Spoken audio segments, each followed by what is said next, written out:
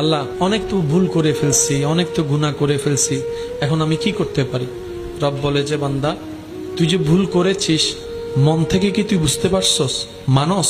আমরা বললাম আল্লাহ হ্যাঁ মানে, স্বীকার করি ভুল করেছি, এভাবে করাটা আমাদের উচিত হয়নি।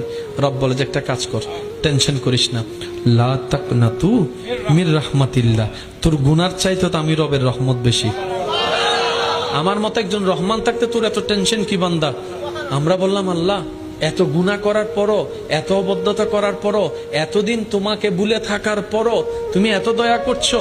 রব বলে যে এটাই তো তুই বুঝোস নাই আগে, তোর মা যদি তোকে জন্ম দেওয়ার কারণে এত মানুষের চাইতে বেশি তোকে ভালোবাসে, তোর মা তো তোকে পেটে রেখেছে, তোর মায়ের পেটে তো তোকে আমি আল্লাহ তো দান করেছি, সুবহান আল্লাহ।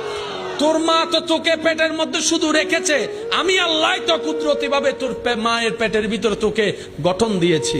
তোর মা তোকে যদি একটু ভালোবাসে, আমি আল্লাহ তোকে 1000 গুণ বেশি ভালোবাসি। আল্লাহ